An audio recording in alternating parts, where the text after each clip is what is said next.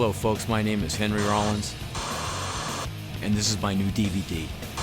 You'll be titillated and stimulated for the next long period of time watching my fat face as I bloviate through topic after topic,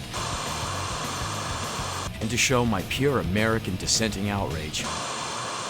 Well, stay tuned. It's going to be a bumpy ride, but I'm sure you'll love every moment of it.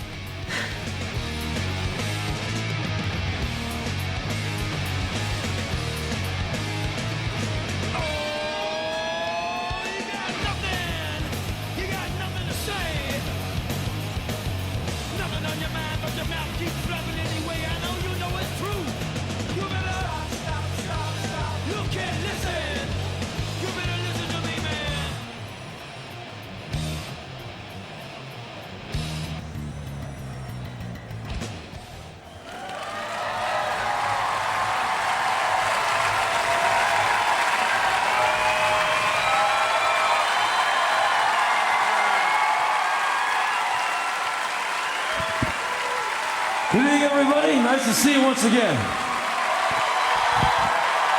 Thanks. I think you divined by seeing the trucks out front and hearing the rap before the show started that there's a little live videotaping going on. And well, I reckon this is a good place to do it. You're a sharp crowd. I like you people. You like me okay. We seem to get along really well. We play well together. So, it's very interesting. It being an election year, our president has to speak a lot, which is great because I need material for these shows. And every single time he opens his mouth, he serves himself up to me like a plate of sashimi. Now, making fun of the president, the fact that he can't talk good, it's like punching out an 8-year-old. Satisfying, yes, but nothing you want to make a career out of. The other day, and I say this because I know that you know what I'm talking about, he did his Let's Go to Mars speech. But the idea that we need to go to Mars is, to me, a president ignoring really unenviable, grinding, workman-like shit to do here on planet Earth inside the flat 50, okay? And so, as all of you are perhaps too well aware, the idea of going to Mars, before he even said a word, I'm mad already. Like, you motherfucker, you fucking child. Like, take care of this shit right here, right now. No, I want to go to Mars. You bastard! And so I watched this speech very carefully, just like everybody in here. He has body language. You have body language, the way you hold your fork, the way you get on the mic, the way you do anything. And the president has a few things which I think are really amusing, and he displayed all of them in the Let's Go to Mars speech. First off, he smiles with his forehead. He crinkles his forehead, which pulls his upper lip up into kind of a smirk, which just says, how the fuck did I get this job? And then, yeah. So there's another thing. There's another thing Governor Bush does.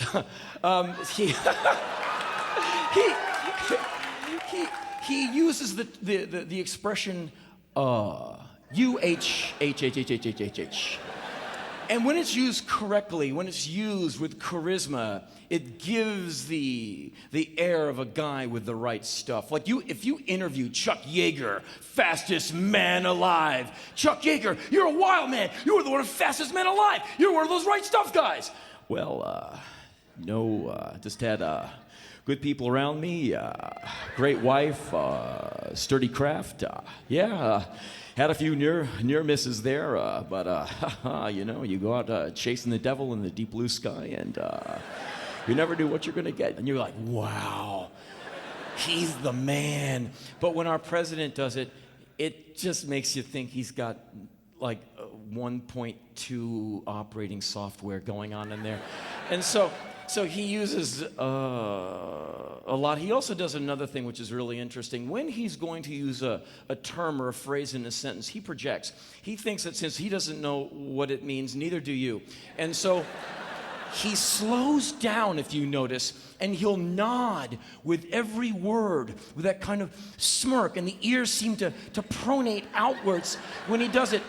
And he said, I'm paraphrasing at best, he said, our investment in space exploration has enabled us to create our global satellite telecommunications network.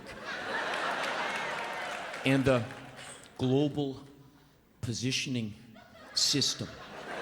Like one word at a time, and he's massaging it gently into your prefrontal cortex. You can do it. And 65% of America watching went, gee, global positioning system.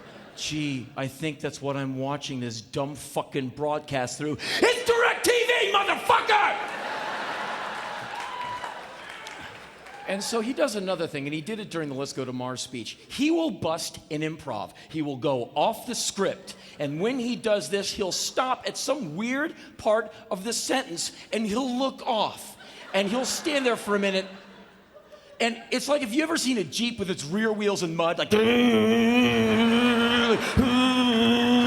when you download something off the internet and you have no application that can open it, your computer starts defaulting application to application. It's trying, and there's that little wheel or the timetable or the hourglass going, we're trying. And you'll see the president, he'll like look off. And you can almost smell lean calories burning as he's trying to pull something out of that brain. Now, when you bust an improv, you need something in there to improv with. This is where he has a problem. So the other day, during the Let's Go to Mars speech, he said, there's some astronauts here with us today, and I'd like to thank those. And you know everyone around him is going, oh, no, don't go off the page. Mayday, Eagle is going off the page. So, I'd like to thank those courageous, and I'm sitting watching the screen like, wait for it, because whatever he says next is gonna be great. I'd like to thank those courageous, spatial. Stop right there. Flag on the play. Give him a pad of paper and a pen. Spell it. S-P-A-C-I-A-L. Wrong! If you go to the dictionary and look up S-P-A-C-I-A-L, it says C-S-P-A-T-I-A-L, spatial, meaning having to do with space. So he says, I'd like to thank those courageous, spatial, and then he kicks all the French he knows. Entrepreneurs. Who are such a wonderful inspiration to our nation's youth. And then he looks off to the side for a second and snaps back to screen. Okay, I have a theory about the sideward glance. My theory is, after the president busts an improv and looks off and snaps back, it's Condoleezza Rice is right on the side. Right on the side. Just saying, keep the sounds coming, those word things. Because the English language seems to be this thing that pipes through him, but is yet never really absorbed by him. And so he said, I'd like to thank those courageous, spatial entrepreneurs. I had a witness with me.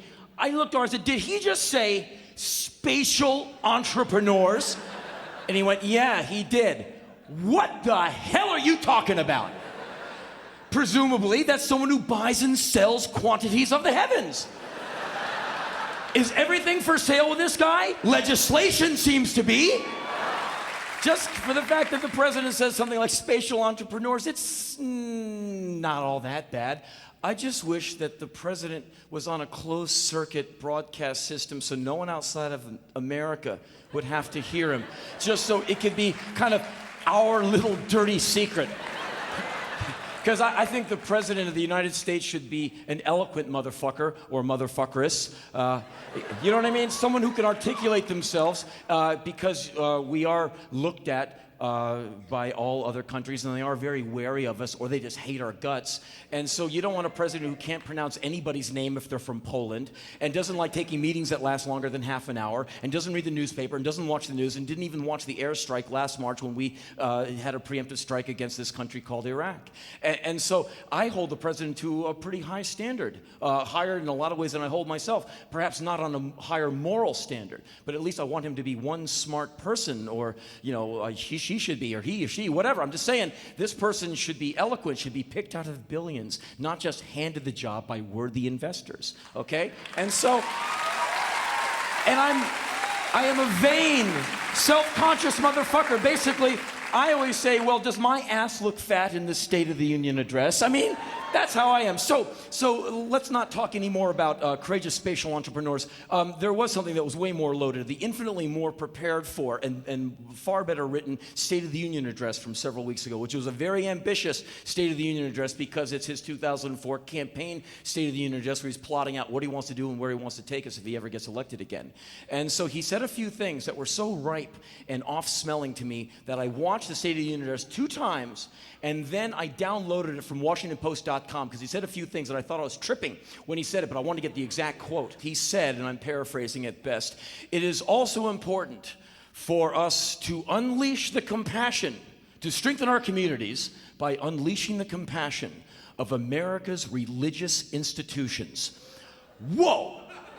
First off, the idea of any kind of compassion, that when it is set loose, it is unleashed.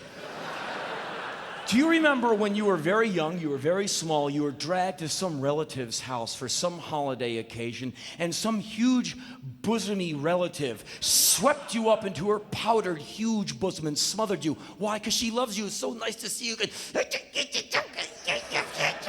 And you can hear the ocean as you're rocked back and forth in these warm, talcum-y pillows of 98.6. You're like, oh, it's so nice. And then her counterpart comes up, this hideous, ill-smelling man who comes up with his brown iguana tongue and goes, "Come here, you."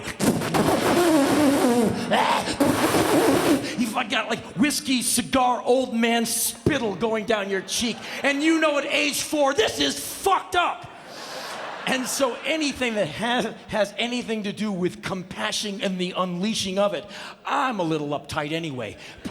But when you want to unleash the compassion of a religious institution, institution is a scary word. Religious institution, the idea for me is personified by, take a man, 6'5", 270 pounds of lean muscle mass, shave his head, take his eyebrows off, wax every hair on his body, and put him in a thong, and have him chase you down the street. Hey, you, me? Yeah, come here! Come here! I'm gonna love you! No! Put the compassion away! So,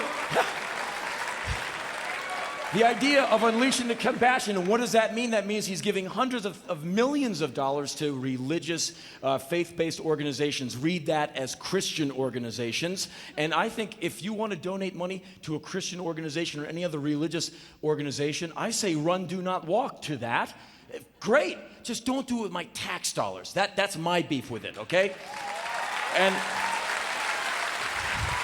I have no problems.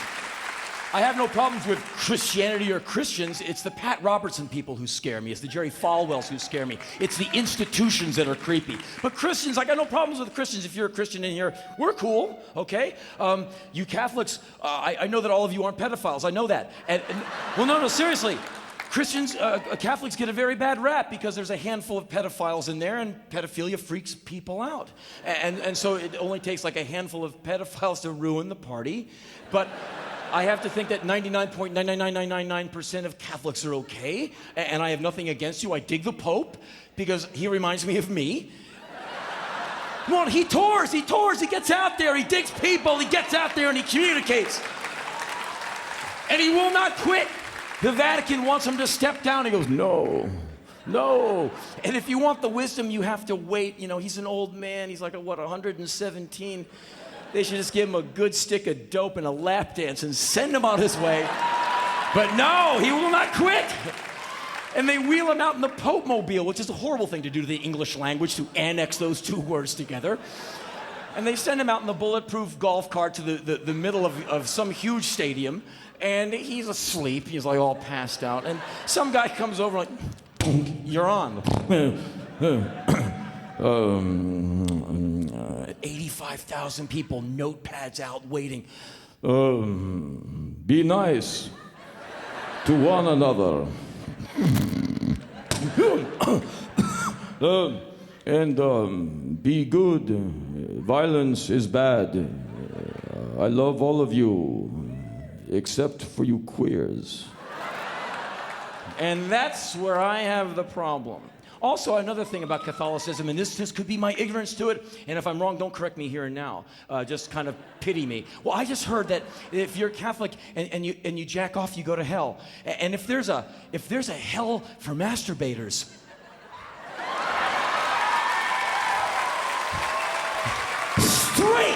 straight to hell I will go.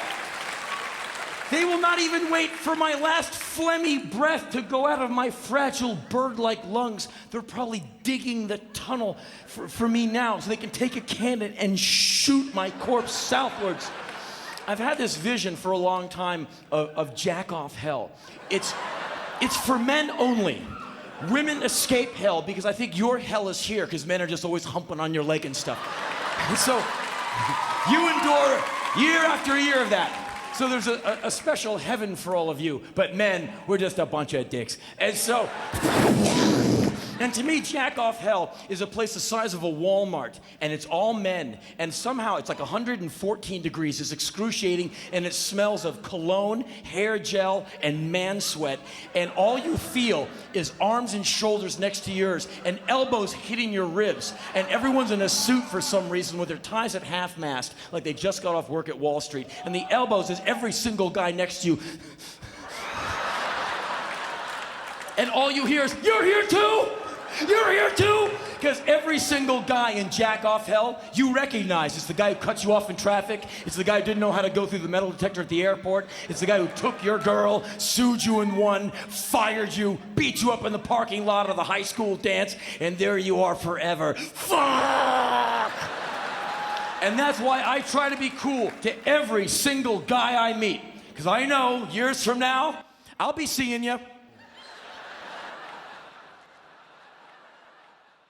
Let me tell you a quick story about an absolutely insane conversation I had, absolutely surrealist, absurdist conversation I had of, in all places, Southern California, Hollywood, to be specific, where, in my opinion, the intellect and culture has gone to die. And I've been living out there for the last quarter century between tours, and I have no good excuse as to why I live there. It's just where my cum-stained futon washed up many years ago. And I know it sucks. You know it sucks. Why am I there? I suck. And as some of you know, I'm a person from the East Coast. I'm from Washington, D.C. And some of you have been to the East Coast, and we're all the same out there. We talk too fast, we talk too much, way too many opinions, we drink too much coffee. We drive people nuts. But if you turn us loose amongst ourselves, we're just fine. If you walk down the streets of Manhattan, New York, or Washington, D.C., it's just a bunch of people going, no, fuck you, and we get along fine. But when you take that, if you take me and drop me into Hollywood, California, I come off as someone who makes his own crystal meth in his bathtub and shows early signs of Tourette's. So there I am in this city that never moves fast enough for me, and I come off like such an asshole. There's a kind of a health food grocery store I buy food at, and every single time I'm in there, the nice grocery clerk guy always wants to talk to me, and he talks to me between items. He swipes over the thing, and he goes, "So hey man, you know you have a lot of red, on your aura today, man." I'm like breaking out in a fucking sweat, like. How are you, man? I mean, not like the persona of you. Like, how are you, man? I'm like, you motherfucker. I will eat your fucking face if you don't hurry the fuck up and bring out my shit. Everyone in the grocery store is like, whoa. All I want is a Panzer to drive in traffic because I actually want to go from A to B. I don't want to lollygag. I want to go on the way, but no. So I'm very angry when I'm there because there's no one to talk to. And if you're a guy who likes girls, you want to go out on a date, and sometimes you want a real date. You don't want to abduct these chicks like you're used to doing. You're tired of roofies and duct tape every Saturday night. You want a real date. You want a real date. And so I'm one of those horrible men who judges women by the most shallow criterion. Don't ever try to judge a woman or anybody by asking them their top 3 records, top 5 foreign films of all time. That's that high fidelity, stupid list shit that some guys do. And I can't be alone. There's at least one moron in here who does that with women. And women have seen everything come by 80 times. And if you say, so what's your top 5 films? The girl goes, oh God, he's one of those guys. I can't wait for this to be over. He's not even getting a hand job. I am out of here. And so every once in a while, I find the girl, we're out on the date, we're driving down the road, and I'm driving, I go, do not ask, don't do the list thing, just have a nice conversation, become interested, find something interesting to talk about that we can both talk about. Don't dominate the conversation, don't spin the conversation into things that you know so much about so you can preach stentorian from the mount. Come on, be open, be available. I'm driving, my will is breaking down, and finally, fuck it, I really need to know. So what are the 3 CDs in your changer right now? Well, I'm really listening to the new Nickelback.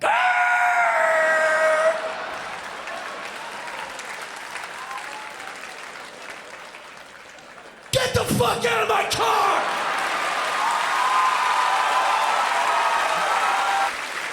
You suck, whatever! You suck, whatever!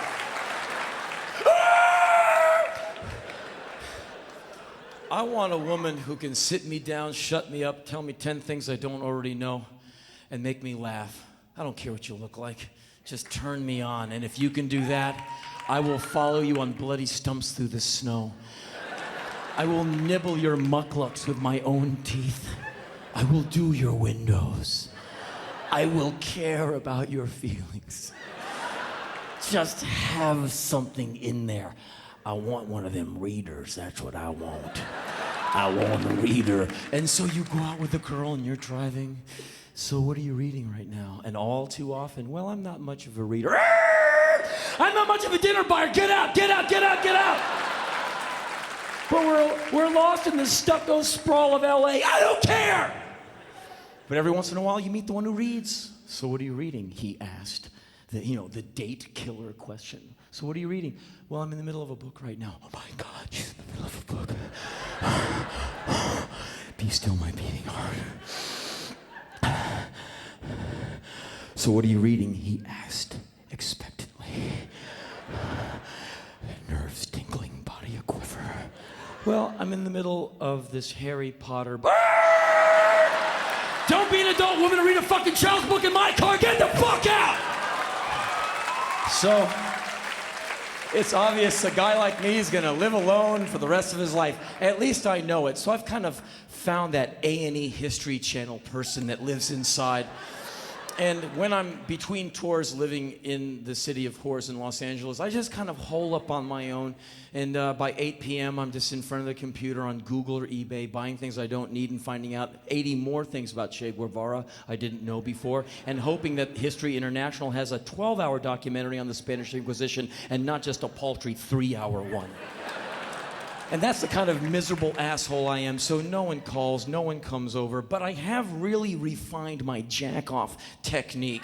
What else are you gonna do? It gets late at night, a man wants some loving, and if there's no one around, you just have to love yourself. I love you too.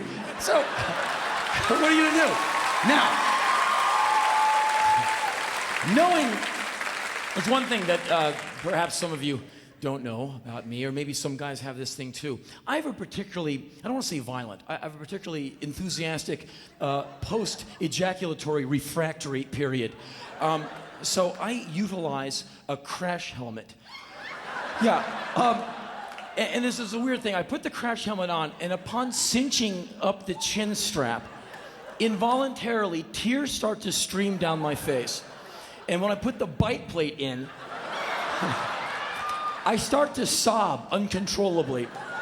And with the first stroke, it's like, and then I don't remember anything else. I don't remember what the fantasy was or anything. And I'm so happy I found out about the crash helmet. I tend to wake up several hours later in a different part of the house than where I started. 2 times, super embarrassing, I woke up in my driveway. naked, save for the crash helmet. The second time was extremely embarrassing because I was in the fetal position, sleeping it off.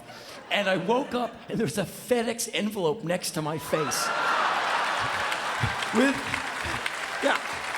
With a post-it on there that said, I signed for you, FedEx man, because I didn't want you to touch my pen. So I do that, and now you know. So basically what I'm saying, there's really no one to talk to. There's really no conversation to have with anybody, so you find yourself kind of lonely and starved for real intellectual engagement. But yet, I had this fascinating, surreal conversation a few weeks ago in Los Angeles. I was at the office, pretending to work, and road manager Mike was preparing a tour that came rumbling through your town a few months ago. It was the Rise Above tour benefiting the West Memphis 3. Thanks a lot. So we're getting this tour ready, and we have shot a video for this album that we did 2 years ago called Rise Above. And we shot a video for the song Rise Above, which is a Greg Ginn composition, exceedingly amazing. It could be the next national anthem. It's about a minute long. It's one of the greatest riffs, one of the greatest lyrics. It's a perfect song. Mike, the road manager at the office, asked me about the video. Okay, so I go running around the office. I can't find the video.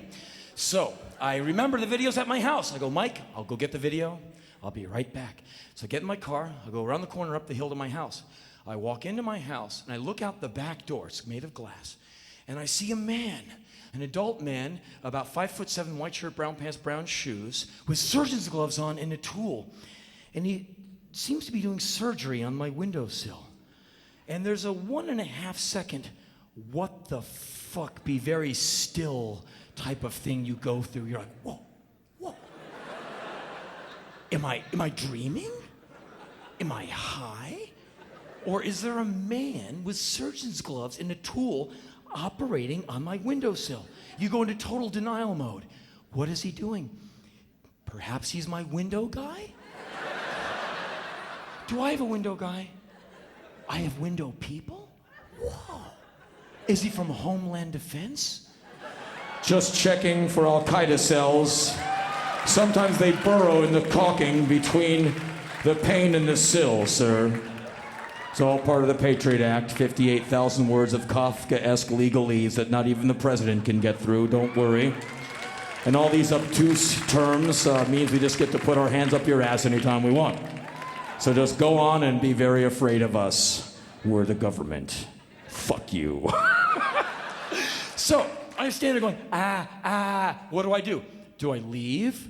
Do I get on the phone? What do I do? And in that moment of me going, the man stops his work, puts the tool down, looks up, sees me. A beautiful smile goes across his face, and he waves, and he says, "Hey, how are you?" And the most insane conversation I've ever had in Southern California starts right at that moment. Now, being somewhat a polite lad, not that I've displayed any of that so far this evening, I am somewhat polite. So when he said, "Hey, how are you?" I stupidly answered back, "Fine, thank you."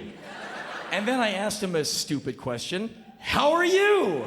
And then a stupider question, "May I help you?" What am I thinking? The man points to a house next door to me, and he says, your neighbor let me in. The neighbor is dead, 97 years of age is a pretty good achievement, I think. So what are you doing?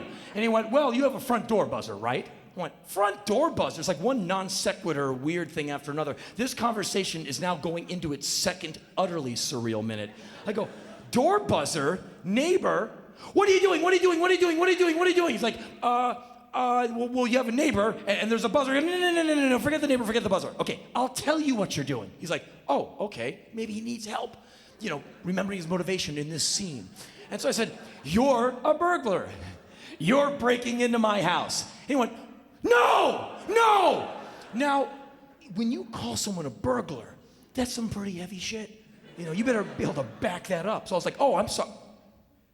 "Then what are you doing? What are you doing? What are you doing? What are you doing?" And then he said something totally insane. He said, "Let me in. Let's sit down. Let's talk about this. I don't have a gun. Be a man."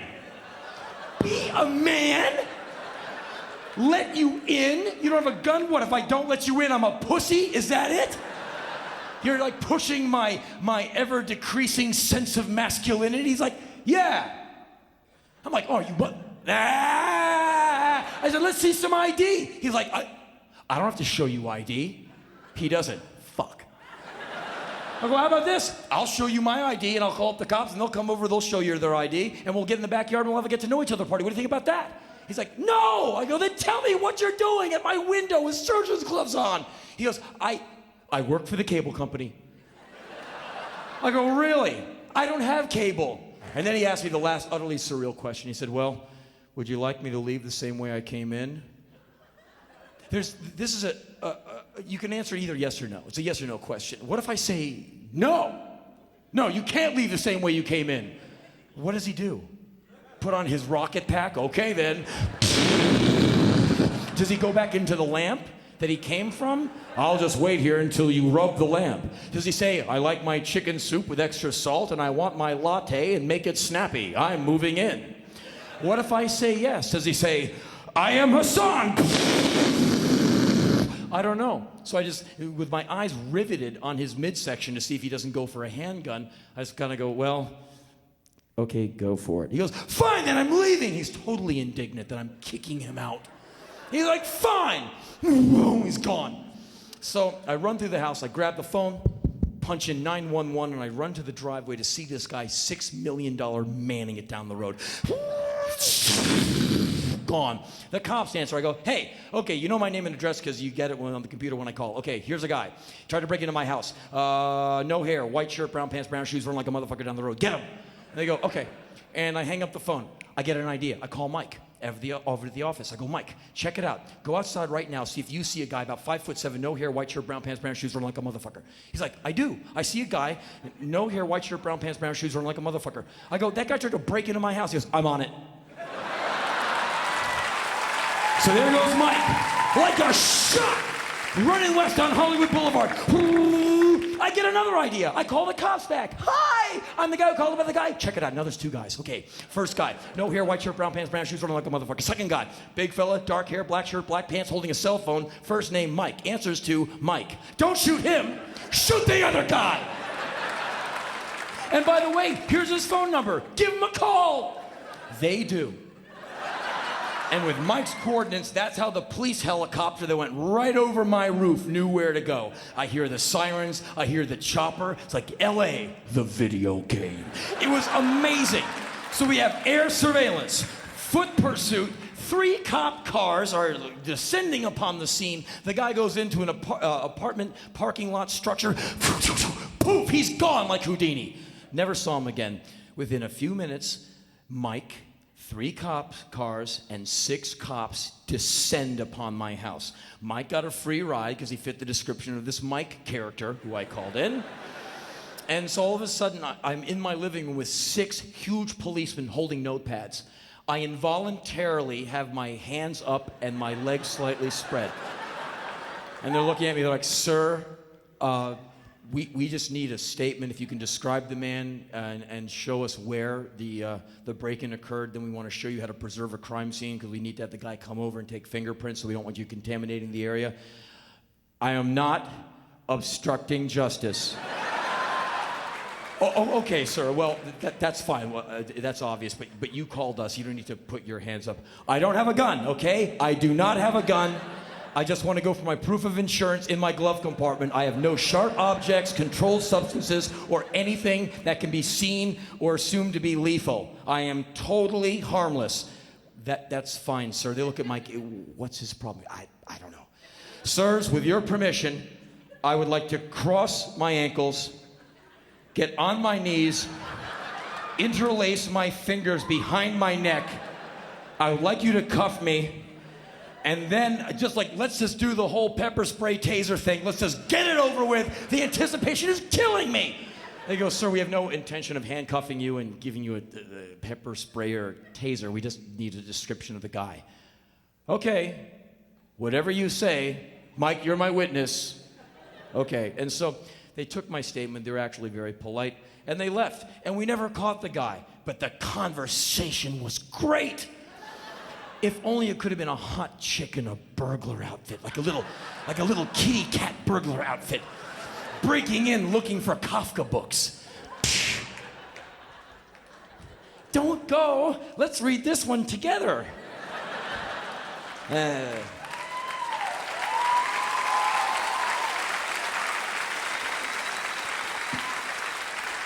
So, that happened. Here's another thing that happened.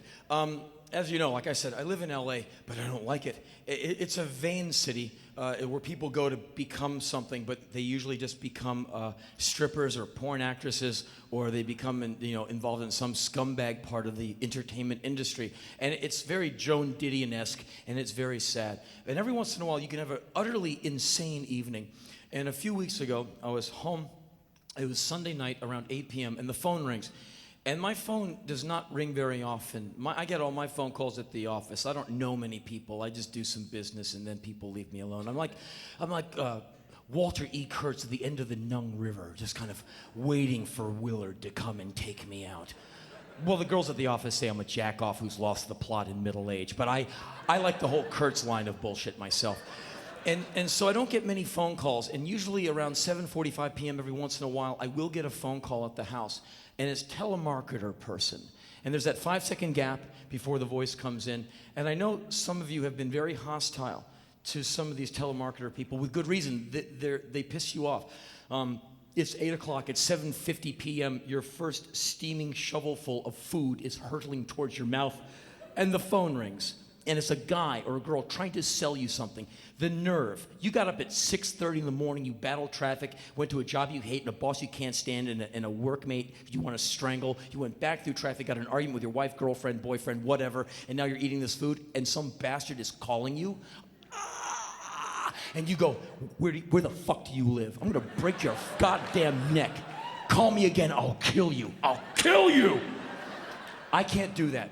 I can't do it. I feel so bad for that guy or that girl. I just envision the hellish job they have. They're in a sea of cubicles with some ancient Radio Shack computer screen with the amber type blinking at them. And it's nothing but a line of numbers and names. And they're there with a headset and a cup of coffee. And they keep punching in numbers. And all they hear is, no, I don't want any. Fuck you. I hate you. I want to kill you. No, no. Rejection, rejection, rejection.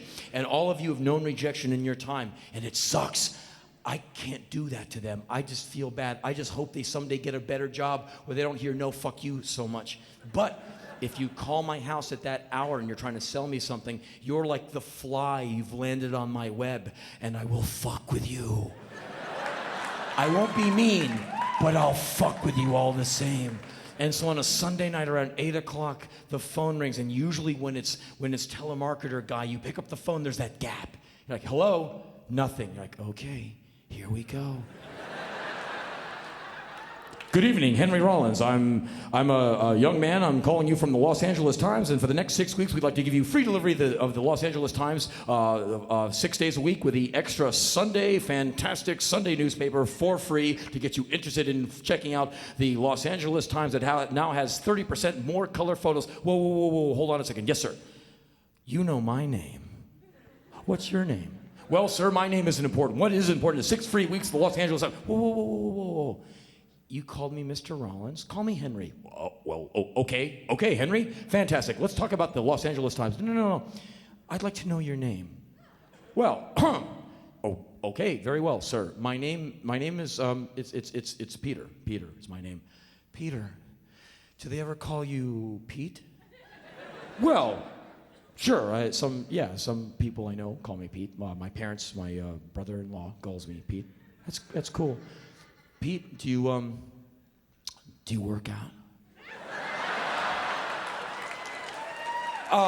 Well, I got a membership for a Christmas present a year ago to Bally's, and I went for like the first 6 weeks like a maniac, and then like I hurt something in my shoulder, and now I go back like once a month. But I'm always working too much, or it's raining and I can't get out there. But what do you care about? Well, look, sir, I just want to tell you about the Los Angeles Times. So Pete, I can call you Pete. Okay. So you work out a little bit. Where do you live, Pete? I live in Los Angeles. You know that. You have my number.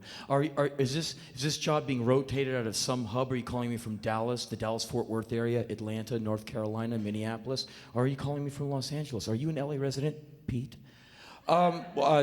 Sir, yes, I live in Los Angeles. Well, I live in Los Angeles too. When do you get off work? Well, sorry, I hardly think that. Pete, it's Henry. When do you get off work? Well, I just started a shift. It's 12 hours. I'll be getting off work at you're not going to believe this. I'll be getting off work tomorrow morning. Pete, you come off work, your neck hurts, your shoulders are tense. You want nothing more than a cold beer and someone to rub your shoulders and rub your neck. Well, it's not so bad. Pete, you have my address, right?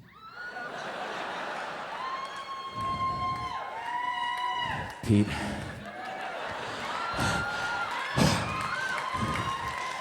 Pete, can I tell you something?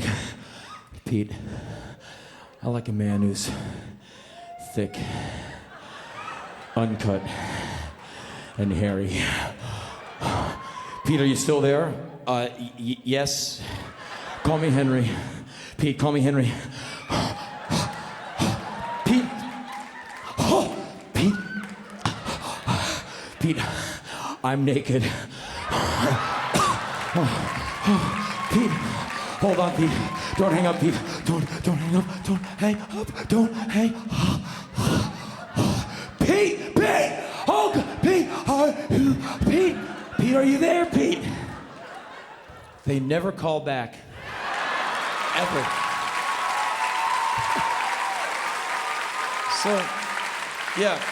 So anyway, the phone call came in on a Sunday evening, so I'm like, okay, hello, waiting for it, and a real voice comes on. Hey, Henry, it's Adam Rifkin. How you doing? Adam Rifkin, great screenwriter, a really funny guy. He's like a low-budget Lenny Bruce, or he's like kind of hanging out with a clone of Groucho Marx. He's really funny, and he's really weird and really awesome. He's totally brilliant. And he directed me in a movie called The Chase many years ago, so he's a totally subversive, crazy little motherfucker. Yeah, good man, solid guy. So he calls me, he's like, hey, Henry, listen, I got free tickets to go see the premiere of Quentin Tarantino's Kill Bill. How about you and me? We go to the film tomorrow night, Man's Chinese Theater. What do you say? Free film? Let's go. And so he comes over the next night, and we drive in my car over to the Man's Chinese Theater, and we park. And we have these two huge tickets that say, admit one to Quentin Tarantino's Kill Bill in huge letters. And we go walking up to the front of Man's Chinese Theater. Huge security guard goes, whoa, where are you scumbags going? And admittedly, we look a little low rent. I usually have this windswept bird's nest of gray hair, 4 or 5 days of beard growth with food objects swinging from it. Not that I'm slovenly, but I like to multitask. I like to work and stay working. So I work, I eat, I work, I eat. And my gray t-shirt usually has so many holes in it from the salsa burns that have gone through because of the heat of the salsa which I ingest. This now looks like an army of moths has attacked me. And the pants look like they've been slept in. They probably have. And there's evidence of great inspiration here and there. What can I say? What are you gonna do? So we look a little, we're under 6 foot. We look a little, So the guy goes, whoa, where are you shit heels going? You can't panhandle in here. And we hold up our tickets. No, we have tickets. He's like, okay, hold on a second. Yeah, I've got 2 scumbags at the gate. Oh, no, don't. You'll see them when they walk in. Yeah, just make sure they don't touch anything. Okay. All right, you guys can go in, but watch your ass. Okay. Now, there's 2 ways to walk into the Hollywood premiere. You can go in the regular way, or you can go in through the red carpet. And so we want to go in the regular way. We want no part of the red carpet. But we accidentally zigged when we should have zagged, and we found ourselves on the red carpet. Look down, a sea of crimson. Ah! Walking backwards, getting away, too late. Some reason they all recognize me. Henry, over here! Henry! Henry, like, yes? What?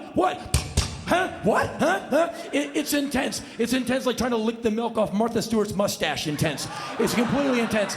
If the strobe, if the flash bulbs were bullets, it would be like the last scene of Scarface. It's gnarly.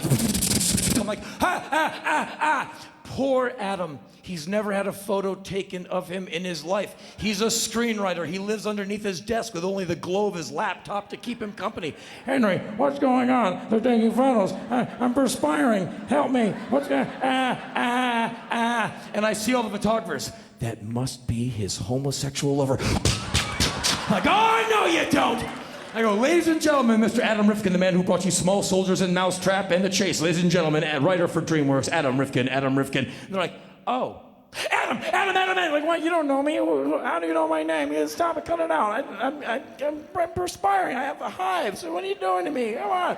One thing you should not do when they're taking 80 photos of you a second is talk, dance, and say, we're bullshitting ourselves into the film, because every picture that comes out, you either look tired, high, or mentally challenged. And so every photo, we're like, we suck. And so we run this gauntlet of media. We bang a left, and we're almost into the theater when this woman with huge hair, unnaturally white teeth, naga-hide brown flesh from the tanning bed, these huge bosoms, and a microphone that says E on it goes, Henry, why are you here to see Quentin Tarantino's Kill Bill? Fucking free food, that's why I'm here. Henry, you can't say, oh, did I say, I'm sorry, can we do it again? Rolling, okay. Henry, why are you here to see Quentin Tarantino's Kill Bill? Free food. Adam scammed these free tickets, and we're gonna go in and see Kill Bill. We're not really supposed to be here, and I'm gonna scam so much free shit if I can, and I'm gonna cut. I'm sorry, just get in. And so we skulk in. Now, I've been to a couple of these things before, and I have a plan, I have a ritual. Soon as my foot crosses the threshold of the theater door, my objective becomes perfectly clear. Eat all the free food I can and steal all the paper and plastic goods possible. There's a war on, I need free shit.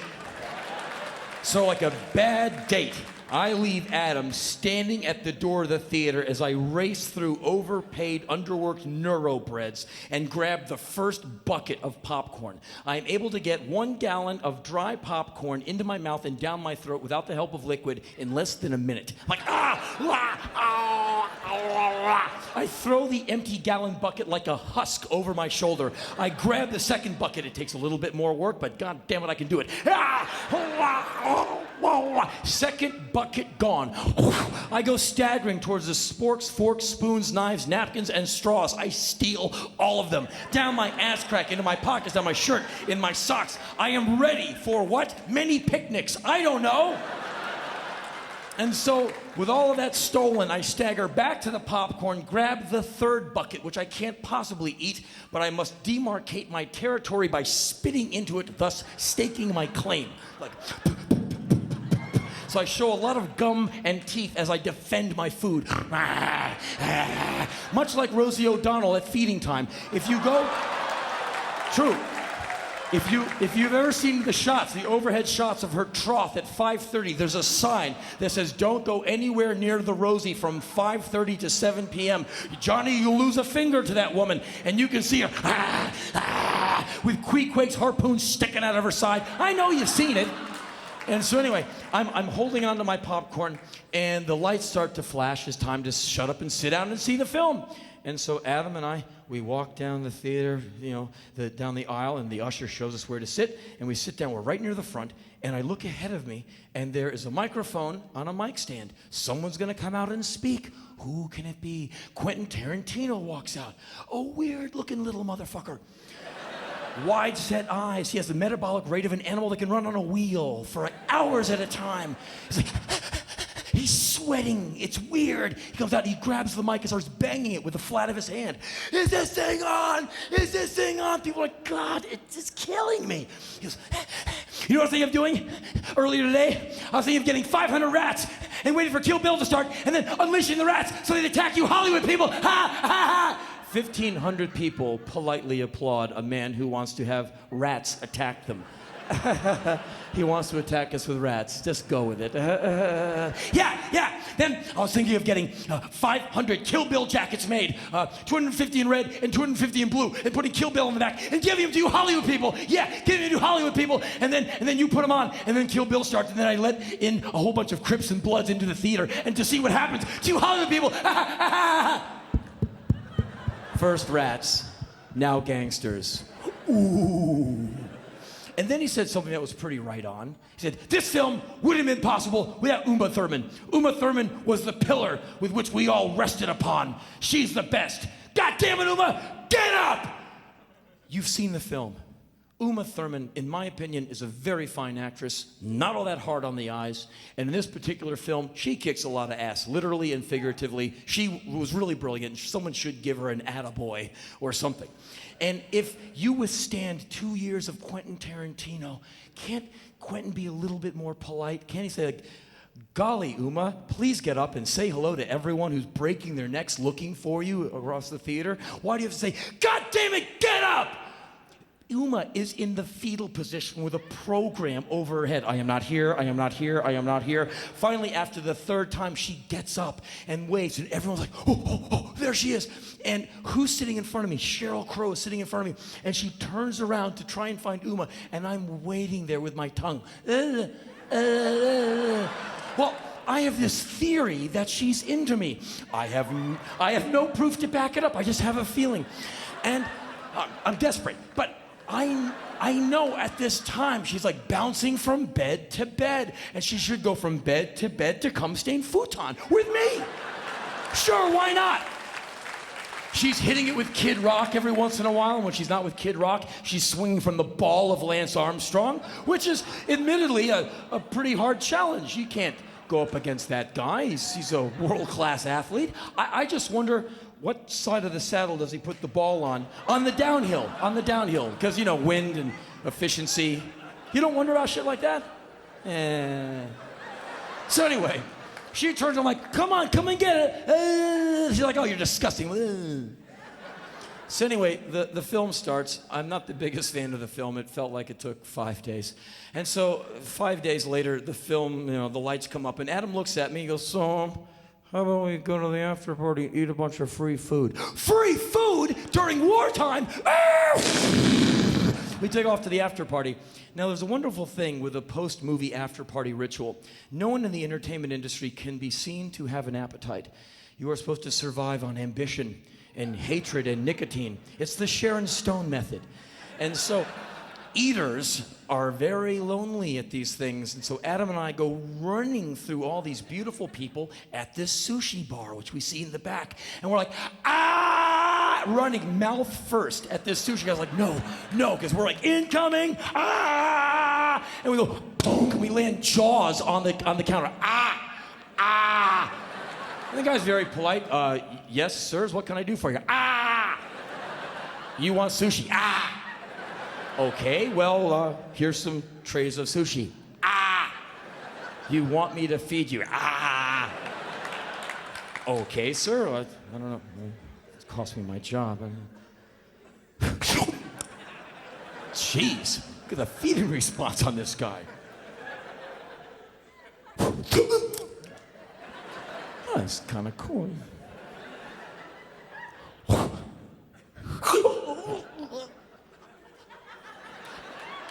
Like a crocodile with a zebra leg. You know, it just takes a minute. Wow.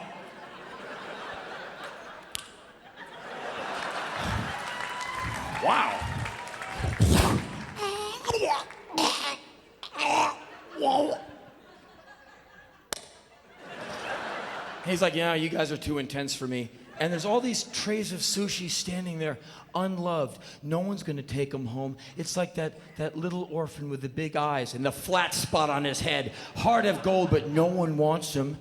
Don't worry, I love you, sushi. And I'm just like grabbing the sushi off the trays and putting into these huge balls of seaweed and rice and cramming them down my ass crack, into my pockets, into my socks, into my ears, stealing bottles of soy sauce, wasabi behind the ears, rubbing it into my scalp. I can get it later. And so now I have like 14 pounds of sushi, straws, sporks, forks, spoons, knives, and napkins. I go staggering away from the sushi bar with Adam, and we go into the foyer of the party to watch the beautiful people cavort. And we're kind of like leaning obscenely up against these pillars with our guts like, it's all free. And the beautiful people are running around, and the evening goes from typically Hollywood to utterly surreal when Ike Turner walks by. I'm like, whoa, Adam, check that out, fucking Ike Turner. Well, it looks like Ike Turner. It's not Ike Turner. It is Ike Turner, flat top, bug eyes, the look of danger. You know, his whole personality just says, I will fuck you up. I'm like, look at him. He's like human dynamite. No, that's not Ike Turner. He wouldn't be at this thing. That's not him. I go, well, it looks like him. Well, it looks like him, but it's not him. So, you know, I'm always wrong about that kind of stuff. And so the Ike clone walks away, and then a few minutes later, the Ike clone comes walking back out the hallway towards us. And Adam goes, We have to go. We have to leave right now. I go, why? He goes, That is Ike Turner. We gotta go. I go, why do we have to go? He has a gun. He might shoot someone. I don't want to die. I mean, come on, let's get out of here. Look, I'm crying. Come on. I said, fuck it, I'm going in. He's like, where are you going? I said, I'm going to go meet Ike Turner. No, don't leave me. You're going to get shot. It's straight gunfire. I'll get shot. What are you doing? I said, fuck it, I'm going to go meet Ike Turner. I am not a very outgoing person. I just can't walk up and go, hi, I'm Henry. I'm not factory installed with that kind of confidence. I try. Like you've tried, you stand in the mirror, hi, and you say your name, I'm so-and-so, I'm so-and-so. I hate my name, I hate my face, I hate the way my lips go over my teeth, I hate the sound of my voice, I'm gonna wear a paper bag for the rest of my fucking life and never say my name out loud again. Just call me X. And so I try it, I wanna walk up and go, hey, I'm Henry, how are you? And not sound like a dick. And it always comes out all stilted, like, hi, I'm Karen. I suck at it. Or I overthink it, and it comes out like it explodes from my mouth. And so here comes Ike Turner. I'm rehearsing it. Ike, you must be Ike Turner. Not too cheesy. Ike Turner. Hey, man. No, really, man. Excuse me. Aren't you? No. How do you do, Mr. Turner? Yeah, don't call Mike. Just say, how do you do, Mr. Turner? 3, 2, 1. Whatever's going to come out of my mouth is going to come out of my mouth. It comes out of my mouth. Mr. Turner! He's like, motherfucker. He goes for the gun. I'm like, Mr. Turner, a few years ago, I was taking a tour of Sun Studios down in Tennessee, and the guy who was giving the tour said that one time you took your amplifier out of the trunk of your car and you're walking across the parking lot towards the studio, but you dropped the amplifier and you broke the speaker, and you brought it into the studio and you plugged it in and started playing, and it sounded really bad because the speaker was cracked, and you said it sounded horrible, but Sam Phillips said it sounded really crazy, and he wanted you to record with it, and you did, and that's how you recorded Rocket 88, thus putting the first ever distorted guitar on tape, and you're one of the guys who gave birth to rock and roll. Wanted to shake your hand, sir. And he stops. Safety's his weapon. Goes back to his VH1 files. I'm like, I did do that. Hey, it's very nice to meet you, young man. I'm like, oh, he likes me. He likes me. Well, me, my friend Adam Rifkin. Adam, come here. Shake the hand of beat Tina. Come here. And so Adam comes over. Thanks for not shooting my friend. Very nice of you. And so we just kind of stand there with Ike Turner. Nothing in my life has prepared me for a conversation with Ike Turner. What do you talk about with Ike Turner? So Ike, always wanted to know. Let's see, a hypothetical. 7 a.m., 1968, you're going across the country with the Rolling Stones, kicking their ass off stage every night. You're in the hotel room, Holiday Inn, Canton, Ohio. Bathroom door opens, Tina emerges, towel on head, towel around midsection, steam coming out behind her, backlit, beautiful shot. Now, do you go in, do you slip the jab and go in for the body and then go upstairs? I mean, are you going for like a 10 or 15 round distance fight? We're going to win by points. You just go in there like Tyson-esque, first 49 seconds of the bout. I mean, she looks like she's pretty good. Like she could dance. I always admire her quads. And she looks like she's got a pretty strong jaw, and she can really take one on the chin. So what was it? Did you take a speed bag on tour? Did you take a heavy bag so you work out, and so you could punch her out regularly? I mean, how did you do that? How did you work that out and still do all the shows? Ike? I don't know what to say to the guy. And he won't leave. No one else will talk to him, so he kind of hangs out with us. We kind of walk away. He comes with us. We walk to the side. He comes with us. So I try and make up a fake conversation. So, Mr. Turner, you like the film? Yeah, I like the film. That's great. I like the film. I liked it too. I like movies. People like movies. They love them. They keep making them. A lot of them. Good ones, bad ones, long ones, short ones, and independent film channel, Bravo, HBO. What are you gonna do? There's tons of movie channels, and every third building's a movie theater. You know, people going in, people going out. One, please, popcorn, large Pepsi. You know, it's a ritual. It's a, you know. So you did like the film. That's good. I liked it, like I told you. You already. Is he still there? Yeah, he's not leaving. Okay, so did you ever see the movie where Lawrence Fishburne acted? No, bad? Okay. Is the gun coming out again? And so after a while, Ike finally leaves. And Adam said, how about we leave? And so we left, having met Satan. It was so weird. And we get back in my car, and we leave the party, and I drop him off in my driveway, and he goes driving away, and I go into my house and take off most of my clothes. I can't sleep naked. I'm too uptight. And so I kept the underwear on, and I put the crash helmet on. And, you know, the usual. I cinch up the chin strap. Tears start coming. And I changed up the routine just a little bit. I put the bite plate in. I start sobbing.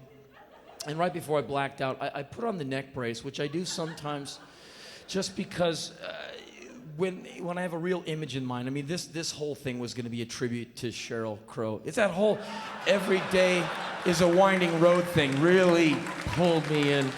What can I say? I'm inspired, you know. And so it's a good thing I used the neck brace that night because it was a particularly enthusiastic post-ejaculatory refractory period. I woke up a day and a half later in my backyard, and I lost the neck brace. It's gone. Like, you know, maybe a condor took it away or something, but. So that really happened. So that happened. So anyway, let me tell you quickly about these two phone calls, and then I'll turn you loose. It'll only take 5 or 6 hours. Right around this time, I was at my office pretending to work, and my phone rang. It was Manager Boy, and Manager Boy calls up and goes, "You're not going to believe this, but the USO just called me. They want you to go out to the middle of nowhere and cheer up the troops. What do you think about that?" I go, "Cheer up the troops? It can't be done." He goes, "I know. Do you want to do it or not?" I said, "Well, you better call the USO back and ask them if they are really sure about what they're getting."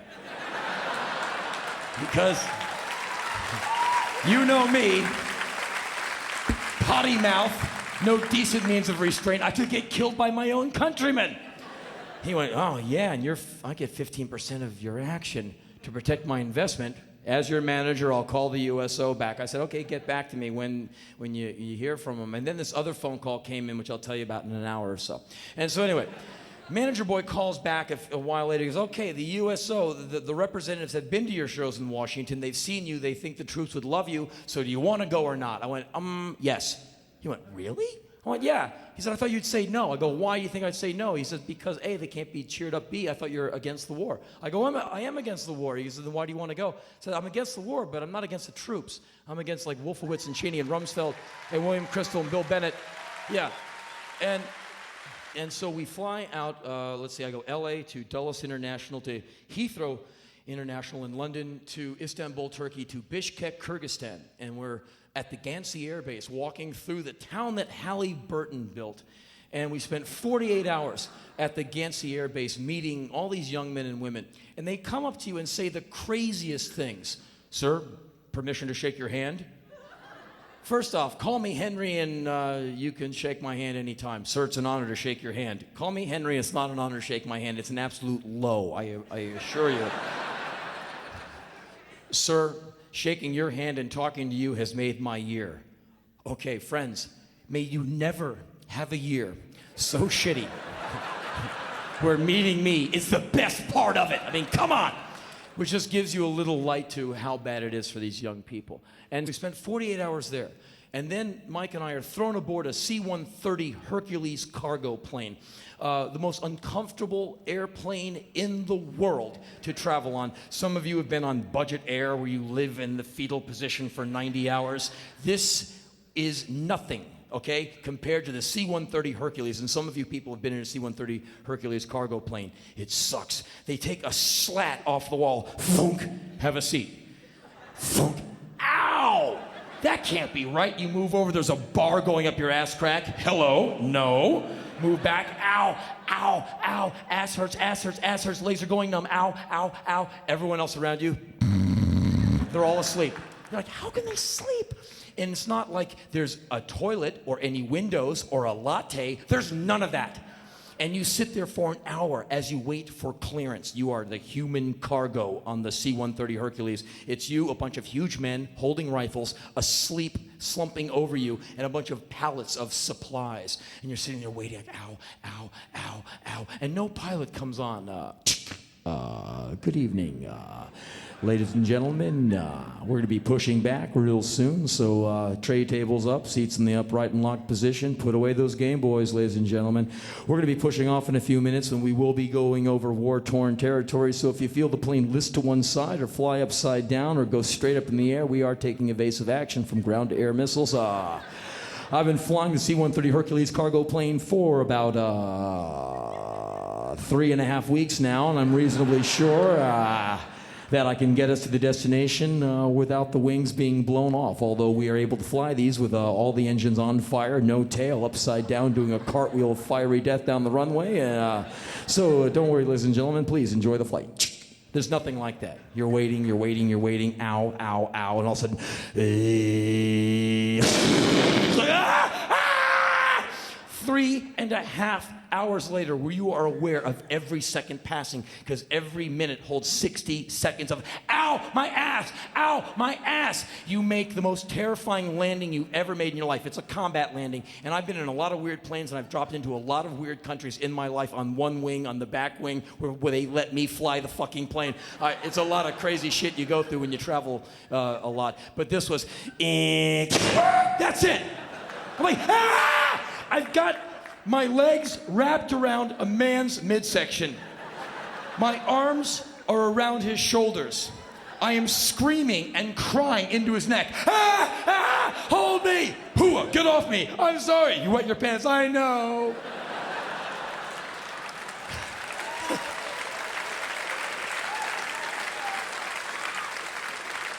And then the back of the C-130, wham! It goes down, and all the cargo goes out, and a young man from the Air Force comes bounding up the ramp, clear-eyed, square jaw. Ladies and gentlemen, welcome to the Bagram Air Base here in sunny Afghanistan. I know all of you want to use the restroom facilities that are located over here, but I must divert you from the restrooms over here to the debriefing hut over here. The debriefing will be brief, then we'll get you some R&R, some chow, and some porta-san facilities. Welcome to the base! All the Air Force guys go to the debriefing. All the Army guys go right to the porta-san. Why? Because an Air Force guy told them what to do. They go, bite me, I'm going to the can. Now, no one told me that the last step off the down ramp of the C-130 is like 4 feet to the ground. So like, doom, doom, fuck! Was my first words upon encountering Afghanistan. I'm like,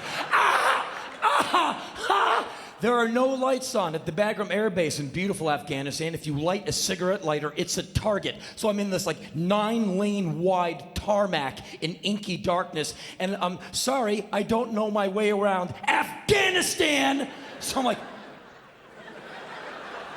help me. Somehow every Air Force guy instinctively knows where to go. So I just kind of go running after the sound of crunching boots. I find a rifle barrel. I hold on. We're like a line of ducklings in the dark. And we go up this dirt road, and all of a sudden Mike and I are, surrounded by these two USO reps who come out of the inky darkness like ninja. Are you the two pussies from the USO? We are. Come with us. And Mike and I are taken to this building. You can barely see it in the night. It's some old office building left behind by the Russians after the Russian-Afghan War. And we're taken into this office space, and there's a couple of bunk beds. And he goes, okay, here's your 2 bunk beds. At 6:30 p.m. Zulu time, we'll be taking you at 03:30 Zulu time for the 15 straight hour meet and greet operation. Toilets and showers are downstairs. Use your DOD pass with you at all times. If you don't have your DOD pass with you at all times, you could be shot here at the Bagram Air Base. When you cross the road, make sure you show your pass to the guard and don't get shot. And the food will be starting at 01:30 Zulu time. Have a good night. Hooah! Hooah, good night. And so we sleep for a while. We get up at like 1:30Z. We use our Department of Defense passes. We go across the road and eat some free Halliburton food. And we come back across the road. The sun is now rising on old Afghanistan. And we look at the building that we spent the night in. And the front of the building is covered with little holes. What could the holes be? Going into denial mode, but yet curious, I walk up to some huge man with a rifle. Excuse me, sir. Hooah! Yes, little man. Those holes in the building, are those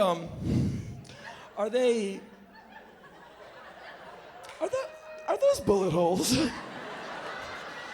Yes. Are you fucking kidding me? You're shooting guns around here? What are you thinking? Sir, this is a Taliban air base. You think we just walked up and said, pretty please, and they gave it to us? Well, no, but guns suck, you know.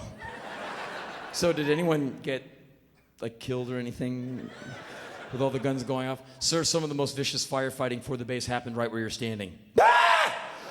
At that moment, the USO guys come up and they give Mike and I our 50-pound ceramic-plated body armor to put on. You throw this thing on and hopefully this vest stops AK-47 slugs whizzing towards your body. You put this on, lumbar pain starts to be like, whoom. You're bent over like a Galapagos tortoise. You're like,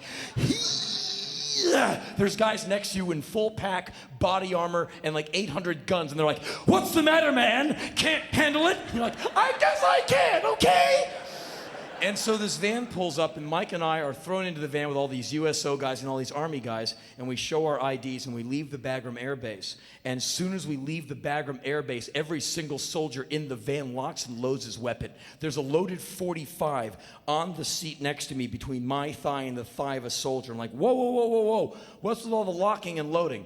Sir, when you're on the Bagram Air Base, you must have your weapon with you at all times. You cannot have your weapon with you at all times unless if you're going to the gym or coming back from the gym or going to take a shower, coming back from the shower, sir.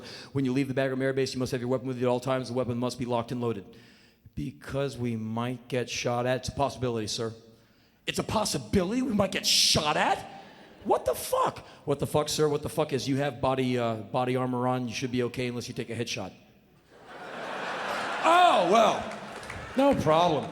And so we drive to Kabul. We go down the road, and we're surrounded by the beautiful Hindu Kush mountains. And we're driving out of Bagram towards Kabul, and I see a woman walking by the van in the little bit of city with a burqa on. And you know what a burqa is. Not like the sexy veil, like, see you later, here I am. No, I'm not, yes I am.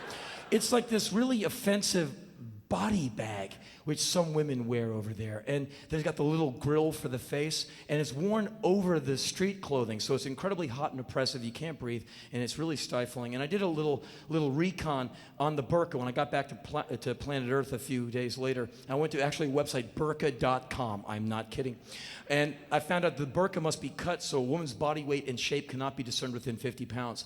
And that also her shoes must be tailored so they make no sound. So the woman walks silently and anonymously with her male counterpart, who she must be with at all times and outside. And this is not the kind of thing you can get across to women here in this country, because we enjoy a lot of freedom. And so when you see this woman in a burqa, my initial instinct is to leap out of the van, punch the guy in the head who's with her, rip the burqa off the woman and go, honey, let's burn it together. You know? Because that's just kind of how we live here. You don't tell your girlfriend to get in a body bag. Now, you might be able to sell your girlfriend or wife on a burqa if you pitched it right. Okay, honey, you put on this burqa. Wait a minute. You put on the burqa. Easy. I put on the second half of the horse outfit. Here's the mayonnaise. I've got the whipped cream. Okay, let's run around, chase each other around the coffee table until the guy with the German Shepherd gets here. And then we'll roll video. What the hell? And you might be able to sell that one. But if you say, honey, we're going down to the gig tonight, get your burqa on. That's when you guys get a free anatomy lesson. You get to see your nuts. Here, put these on. We'll go out to the show. And so it was interesting to see this difference in culture. And so I go, what the fuck? fuck with a burqa? And they go, well, the Taliban are gone, on paper, but some women still wear the burqa. And we also saw women without them, but it was just weird seeing this Casper, the unfriendly ghost, walking around in this black sack. It sucked. So we get back in the van, and we drive back to Bagram, and we spend the rest of the day meeting all kinds of people all over the base. And then we walk out to the airstrip to the actual jet fighters. And I thought they were smaller. They're really huge, and they're pretty intense. I'm not really a weapons or vehicle kind of guy, but they're pretty insane. I'm looking up at these things, and at this time, we meet the most intense man of the whole tour. He's the guy who puts all the bombs and bullets on all the aircraft on the base. Huge man, no hair, sweating in the sun. He did not speak. He only shouted. He comes bounding up. Hooah! Ladies and gentlemen, welcome to the Bagram Air Base here in sunny Afghanistan. Please, sirs, please accompany me out to this jet fighter. See this Gatling gun, sir? This Gatling gun in the front of this jet fighter can put a bullet in every square foot of a football field in half a second, sir. We love nothing more than getting the green light and dropping bad things on bad people, ruining their day. Can I get a hooah from every enlisted man around me? Hooah! Fucking A! Sir, please walk out to the wing of this jet fighter, sir. See this bomb? This bomb weighs 500 pounds, it costs $250,000, sir. When we drop this bomb, we love nothing more than getting the green light to drop this bomb, drop bad things on bad people. Sir, if we're to drop this bomb in America, destroy everything east of the Mississippi, sir. Whew.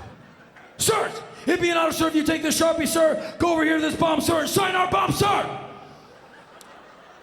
In my time, during 25 years of being on stage, I've been asked to sign quite a few interesting things in my time, but never in my life has a man said to me, sirs, we'd be honored here at the Bagram Air Base here in sunny Afghanistan, sir, if you would sign my bomb, sir.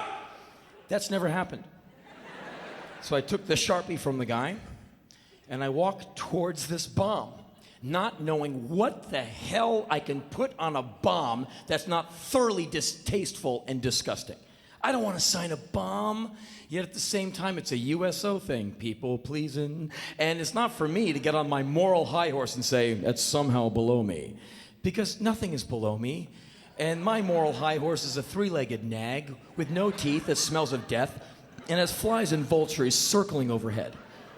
So it's not for me to go, no, I can't do that. So I take the magic marker and I walk up to this bomb going, what am I going to do? What am I going to do? And when in doubt, be funny. When you try to be funny, you're never funny. So I'm trying to be funny and I put down, what happened? ? It was over so fast! ! And I sign it. Ha ha! It's funny. It's a sack of lepers. It's not funny at all. And so I go walking away from this bomb going, oh man, that sucks. They loved it. Fucking A! Hooah! I'm like, no, don't take digital photos of it because you can go on the internet and upload it as a JPEG. And a day and a half later, just go to Google, put in Henry Rollins bomb asshole. You'll see it. There it is. I'm not kidding. And so we hung out there for a few more hours. And the next day, we were loaded onto an ass-crushing, leg-killing C-130, 5.5 hours. We land in Doha. And we spent 48 hours at the Doha base at Adid, and we meet several hundred more young men and women who are getting shot at every day in Iraq. They're rotating out of Baghdad to there for R&R. And then 48 hours later, our little mission with the USO is over. And we leave out of Doha, we land in Heathrow International and go into the duty-free area. So, I promised you I would tell you about the other phone call. Remember I told you there's a second phone call? Okay, well it has to do with this thing. Okay, the other phone call was from a guy named Ben Folds. You've heard of Ben Folds, the musician. All right. He sells a few tickets in this town. Well, right after I got off the phone with Manager Boy about the USO, Ben calls, and he goes, hey, it's Ben Folds. And I don't really know the guy, but I kind of know him. We've waved at each other from distant festival stages all over Europe every year. So I go, I know you. I've waved at you from safe distances in the past. He goes, that's right. I need your help. I go, oh, you got a flat tire or something? What do you need? He goes, I need your help on a record. Oh, okay, load in the gear, clean out the ashtrays, and go get pizza. I won't score drugs for you, but I'll go get the pizza and clean out the ashtrays and make some good coffee. He went, no, I need you to sing on a record. I'm like, oh, well, you should get a singer, because I can't sing. And he goes, well, I know that, but I want you on the record anyway. I go, well, if you look at the history of rock and roll, any record I'm on, it doesn't sell, it goes away, it never existed, it's never happened. And he goes, I know, but I want you on the record anyway. I'm like, well, that's insane. He goes, right, so is the record. I go, what are you doing? He goes, I'm producing an album for William Shatner. And so I'm like, wow. And you want me to do what exactly? He goes, I don't know, but I think if you show up and you're in the same room as he is, something insane will happen. And I went, yeah. I said, book it. I mean, life is short. If you can have a chance to get some kicks, do it. Go for it. And so I said, sign me up, but I got to do this USO thing. He goes, don't worry about the USO thing. We'll work around you. And so I went out of Doha to London Heathrow to Newark, New Jersey, all the way down to Nashville, Tennessee, like 28 hours of flights and layovers. And I go staggering through the wonderful town of Nashville. Beautiful place. Interesting. No landmines. You're like, wow, I can walk anywhere I want. And I'm jet lagging, and I'm insane. And you have a mullet. That's a mullet. You have a mullet. And you have no teeth, but you have a long mullet. I'm playing with your hair. The guy didn't kill me. I'm lucky. So anyway, I had a surreal night of dreams about minefields and the Mujahideen. And I woke up the next morning, and Ben picks me up at the hotel and takes me to the studio. And I walk in, and I meet William Shatner. Henry! Hello! I'm William Shatner. 72 years old, more energy than a 15-year-old. He's absolutely dynamite. He just kind of bounces around the room. He's really fantastic. Henry, we're making this album. It's really wild. Of course. Ben, play him the track we did yesterday. Henry, I did a thing called I Can't Get Behind That, which is a list of things I can't get behind. Ben, play him the track. Ben turns on the tape player, and this drummer starts playing all this wild jazz bow drums, and in comes William Shatner. The price of oil goes down, yet the price of gasoline goes up. I can't get behind that. And it's like this 3-minute list of things he can't get behind. And it's awesome. It's awesome. And I listened to it. He goes, what do you think? I said, that's great. I mean, that's fantastic. I was thinking maybe we could do something like that. I said, well, Bill, with all due respect, I think if you put 2 drum and rant things on one record, it'll be kind of lopsided. They'll go, well, that's the record with the 2 drum and rant things on there, so it rolls like an egg. He goes, oh, but I think we should do something like it. I said, how about this? Just an idea. If you don't like the idea, I never said it, but for nothing. Since you have this obvious gem in the can, done, what if we do another version of it where I add a few things I can't get behind, because that'll only take 20 minutes for me to write about 800 things I can't get behind, and we hot finger them into the things you can't get behind, and we do this thing about things we can't get behind. You do one, I do one, you do one, I do one, back and forth, kind of a call and response thing. Ben, did you hear Henry's idea? Quick, get him a pad of paper and a pen. Henry, write down the things you can't get behind. So I write down 50 things I can't get behind. 4 minutes later, I give it to his personal assistant. She takes 10 of the good ones, and she folds them into the script. We kind of do a little edit for about an hour. We look at it. We print it out. We read it back and forth. We make a few more minor changes. Looks good, sounds good. We rehearse it a few times. We go into the vocal booth. We wake up the drummer. The drummer starts going, and we start this thing. He does one, I do one. He does one, I do one. And halfway through, the drummer comes to this choreographed stop, where Shatner and I look at each other and scream at the top of our lungs at the same time, I can't get behind that! The drummer comes back in, and we cook on this like 5 times straight until we're bug-eyed from exhaustion, covered in perspiration. The drummer's like, no more, no more. And Ben comes in, he goes, you know what, the last 3 were magic. They're fine. In my opinion, as your producer, I say you're finished. If you guys want to do more, go ahead. I said, I'm open, I'll do whatever. And William goes, Henry, what did you think of the track? I said, I think I'm happy when you're happy. If you want to do it 50 more times, I'm your guy. I will not stop until you're satisfied. Well, I like what we've done so far, but I hear a guitar. Henry, do you hear a guitar? Like, no. But I hear a high-pitched whine in my right ear since 1982.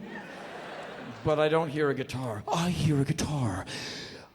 I need a guitar. Ben, get me a guitar player. Can you get me a guitar player, Ben? Aye, Captain. And Ben goes out to the front part of the studio, and we follow him in, and by the time I walk into the control room, Ben has put the phone down. And I said, did you just get a guitar player? He goes, I did. I go, you got a guitar player in 1 phone call in 2 minutes? He goes, I did. I go, whoa! That's wild. He goes, yeah, we're going to take a dinner break. We're going to go out and eat dinner. The guitar player's going to come in, set up his gear, listen to the track, and he'll be ready to do I Can't Get Behind That when we come back from dinner. What do you think? I said, I'm just amazed you got a guitar player to walk in. Is it like some session guy? And he goes, no, it's Adrian Belew. Okay, 50 eclectic souls in the building.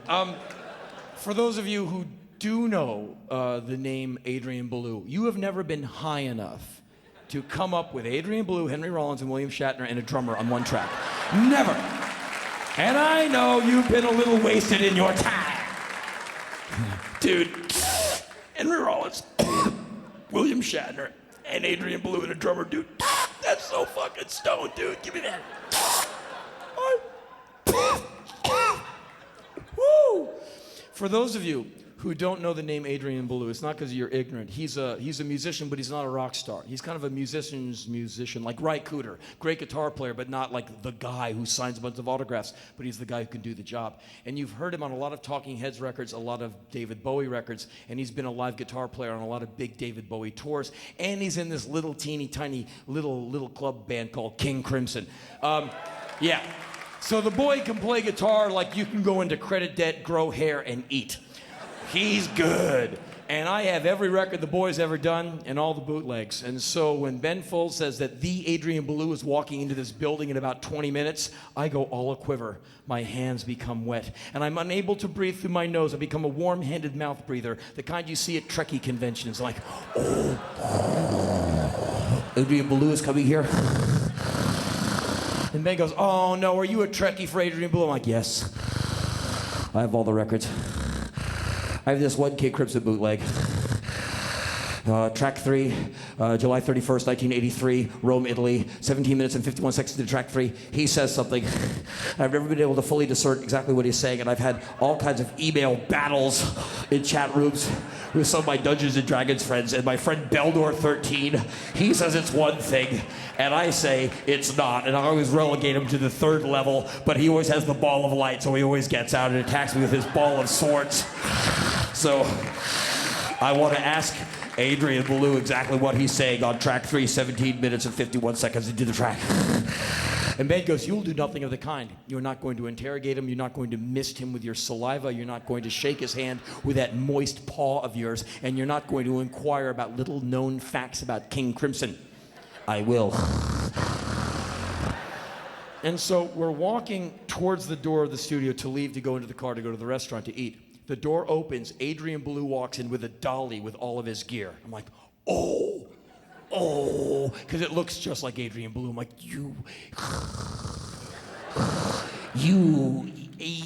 he goes, that's right, I'm Adrian Belew, you're Henry Rollins, that's William Shatner, that's Ben Folds, you're gonna go eat dinner, I'm gonna listen to this I Can't Get Behind That Thing, set up my guitar, you're gonna come back, we're gonna play this I Can't Get Behind That Thing with me and a drummer. Do not touch me, do not slime me, do not ask me about that band. Go. I'm like, I'll see you soon, sir. So we leave the studio, we're walking to the car, and I said, Ben, how did you get Adrian Belew to walk into this building with one phone call? He goes, well, I live here in town, he lives here in town, he's a friend of mine. And I just called him, I said, Adrian, what are you doing? He goes, nothing, I'm just hanging out. He goes, I've got Henry Rollins and William Shatner and a drummer in the studio. You want a piece of this? And he went, that's insane, I'm on my way. And so, yeah. So we get into Ben's car. I'm sitting behind William, and we're driving to the restaurant. I've grabbed William Shatner's ears, and I'm smashing his head against the headrest of the car. This is so fucking cool! Adrian Belew, get off my head! And at this time, William Shatner drops this amazing factoid upon me. He said, Henry, my friend from the eastern seaboard captures the best scallops I've ever had. Being insatiably curious, I realize at this time I know precious little about the scallop and its methods of how you capture it. Is the scallop a predatory creature of the sea with claws and fangs that lurks furtively in the kelp waiting to kill something? And how do you bring it down? Do you employ deep sea ninjas? brave young men who utilize stealth and cunning to bring this elusive, predatory beast to its knees? Is that how it goes down? Like, come on.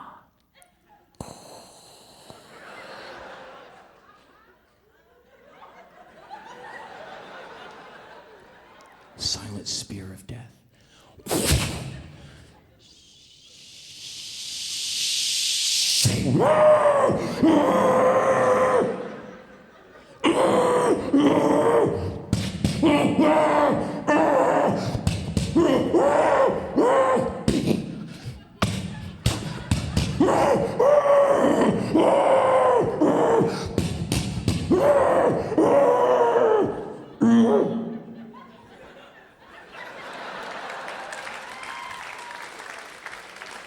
Is that how you bring down a scallop? I don't know. But William goes on. My friend from the eastern seaboard captures the best scallops I've ever had. I've flown him from the eastern seaboard with the scallops. He's going to meet us at the restaurant. Okay. We walk into the restaurant. Everyone registers William Shatner. He's a worldwide sensation. People are eating, I'm eating. Honey, oh my God. That's William Shatner. The entire restaurant starts smiling. People love this guy.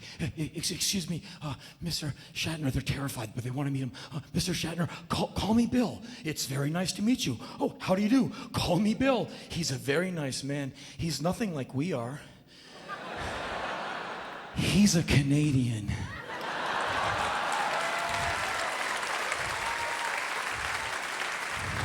Spontaneously friendly. No firearms. And so we walk to this table and we sit down and I look across the table and there's a smallish man, kind of wet, sand in his hair, a bit of seaweed over one ear. I went, are you? I am Scallop Man. You are Scallop Man. You're from the eastern seaboard, yes. And with a wet, sandy hand, we meet. And at that moment, the chef comes out with a basket of scallops. Now that I see what a scallop looks like, I'm not afraid of a scallop or a penguin. And so he comes out, Mr. Shatner, welcome to the restaurant. These are the finest scallops I have ever seen. It's going to be an honor to prepare them. I know, he captures them. Yes, I've met Scallop Man. And so the chef goes into the kitchen and returns a few moments later, and he's prepared the scallops in this wonderful pasta with a sauce. And William, we could all take a lesson from William Shatner. He's really learned how to live. He's like 70-something, and at 70-something, you only get a few more laps around the track, so you better make it good. And this guy enjoys every day of his life. He enjoys his friends. He's just a really wonderful guy. And with every fork full of food, this is the best scallop. No, this one is. Oh, Henry, how do you like the scallops? Huh? I've got the plate wedged in my mouth. I am pouring the food down my throat so I can eat as much as possible quickly. Free food. What does a scallop taste like? I don't know. Did I eat a lot of them? Yeah. I went through all the breadsticks, all the bread stole, 2 forks, a knife, 2 napkins, and I almost got the goddamn tablecloth, but the guy busted me. Sir? What? The tablecloth? What tablecloth? Sir, you have a white tail coming out of your pants. All right. Here you go. Sorry. It's a war on.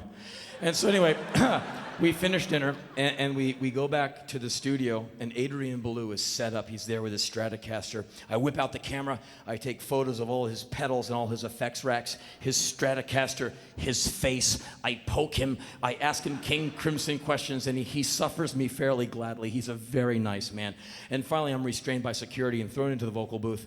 And the drummer's woken up, and I can't get behind that with Adrian Belew making all those Adrian Belew noises, angry rhinoceros, high on angel dust, invading shopping center during Christmas rush, wounded elephant, hijacking a burning airliner going into halftime stadium Super Bowl environment. And a drummer, and me and Captain Kirk. It was awesome. And so we do this 3 times without stopping. And we're like, we come to the end, we're like buckets of sweat, and the drummer's like, oh, yeah, you're killing me. And Adrian's ready to go. He goes, well, you guys want to do more? And I said, ask our producer. And Ben walks in, he goes, you know what, you guys killed it. It sounds great. The last 2 are magic. It's fine, we're done.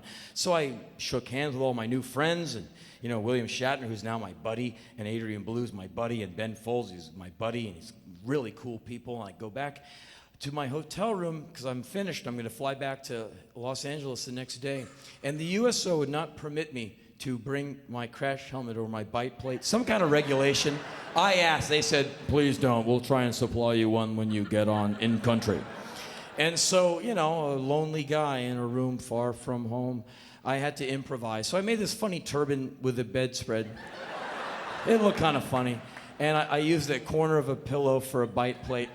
And, the tears come. I start sobbing. And a particularly enthusiastic post-ejaculatory response this time. I found myself, I was woken up by the guy from the front desk who heard the body hit the ground. And I guess I thrashed around a lot. I broke a lamp, which they didn't charge me for because they're cool like that. And he said he found me by the ice machine, which is like 4 doors down from my room. And he said he gently picked me up and ignored what was cooling in my hand. And I don't know. Well, it's not like y'all were born yesterday. You know how the world works. Men are simple. It's just food and sex. We're fine. And so anyway, he carried me back, and he said he put me back in bed and left a mint on my pillow, which I thought that's kind of a neat, like, post-coital amenity. That's kind of cool. That's service. That's what that is. And so the next day, I got on an airplane, I flew back to LA, and that was kind of the end of my year, and I waited for this tour to start so I could come out and visit with you all again. And so with that, I leave you, and I bid you good night, and thank you so much for coming to see me again. Thanks. Look at you. See ya. Thank you very much, everybody. It's very nice to see all of you again. Thanks.